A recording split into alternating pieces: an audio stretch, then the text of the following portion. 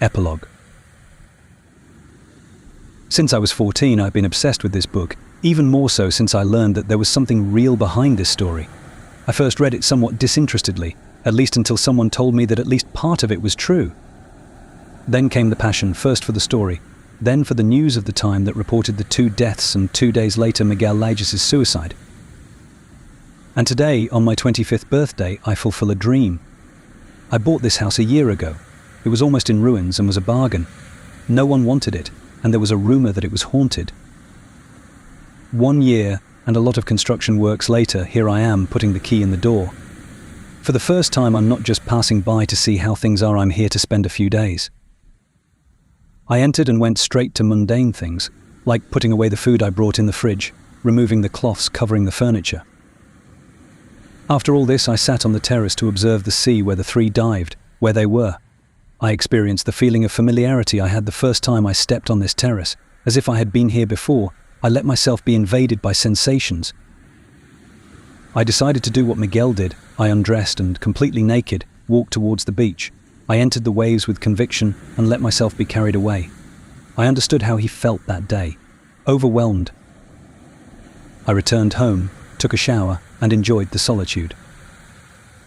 The night was populated by vivid dreams, like memories I dreamed of their first meeting, of the first time they kissed, of the first time they made love, of Laura, of Henrique, of the murder. I woke up in the middle of the night in incredible despair. It was as if I had lived everything in these moments, first-hand, in Miguel's shoes. I was assailed by sensations I had never had. I felt strange. I felt like someone else, increasingly, and even awake I was assaulted by images that had nothing to do with my experiences. I must be going crazy, I thought. I looked at the clock. 4:30 a.m. I poured myself a whiskey. It wasn't a drink I enjoyed, but I needed something strong. I had just sat down again and lit a cigarette when someone knocked on the door. I was startled, frightened. I went to the door. 2 women were outside. I opened a crack in the door. "Yes?" I asked. "Hello, Diogo," said one of them, the brunette, with a voice that made it seem like I had been given the sweetest and most delicate honey to taste. "Sorry, do we know each other?" "Not in the way you ask, but in a certain way, yes." I remained motionless, with only the door ajar and these dialogues echoing in my mind. "Won't you invite us in?" My hesitation was as noticeable as my silence. They laughed. The blonde finally spoke. "Diogo, you can relax. We're not here to rob you, steal your organs while you sleep, or harm you in any way, and we're completely alone. So, will you let us in?" These phrases left me perplexed, not only because I knew them by heart, but because they seemed like a strange déjà vu. I let them in without saying a single word. They entered, removed the cloaks that covered them, and hung them on the coat rack without even looking at it, as if it was an absolutely familiar gesture, as if they knew the house. I closed the door, and the 3 of us were in the living room. Without a word, the blonde came to me, pressed her body against mine, hugged me, and the hug felt like a long-awaited reunion. Then she kissed me with a passion and a longing of a lifetime. A kiss as I remembered feeling a long time ago, but not at this time, not in this life. She stepped back, and the emotions I felt were so strong that tears welled up in my eyes. She smiled and asked, "Do you remember?" I looked at the brunette, who looked at me tenderly. "Lilith?" I asked her. She nodded affirmatively, approached and kissed me too. I finally understood everything. She never failed to keep her promises. "One day you will be able to understand. Everything will be fine." I understood. Everything was fine. "The times you were absent?" I asked Lilith. "Yes." "The signs of your origin? "Yes." Immortality?" "Yes." "My loves, it's good to be with you again." It was Laura who replied. "It's good to be with you too, Miguel." We spent a lot of time reviewing memories, moments, situations. Laura and I laughed at our fears at the time, our frustrations, our struggle against time. After talking for a long time, our bodies and our longing spoke louder.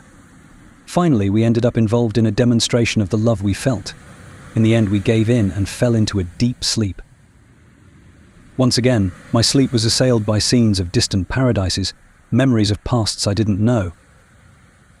I woke up in the early afternoon, with enormous happiness, saw them by my side, and was sure it wasn't a dream. I got up, leaving them sleeping, took a shower, ate something, and went to the terrace to enjoy the sun and the sea. The world was simpler than it seemed. It was just covered by a veil of complexity that didn't let us see beyond. That's when I heard a car arriving. I crossed the house and went to the entrance. A taxi was parked at my door.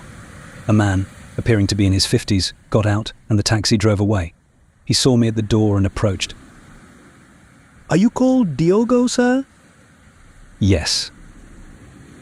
You have 2 young women with you. I looked at him not knowing whether to answer, but he hadn't asked a question either. He continued. I would like to have a few words with one of them, the brunette, if you don't mind. There was something familiar about this man, but I couldn't say what.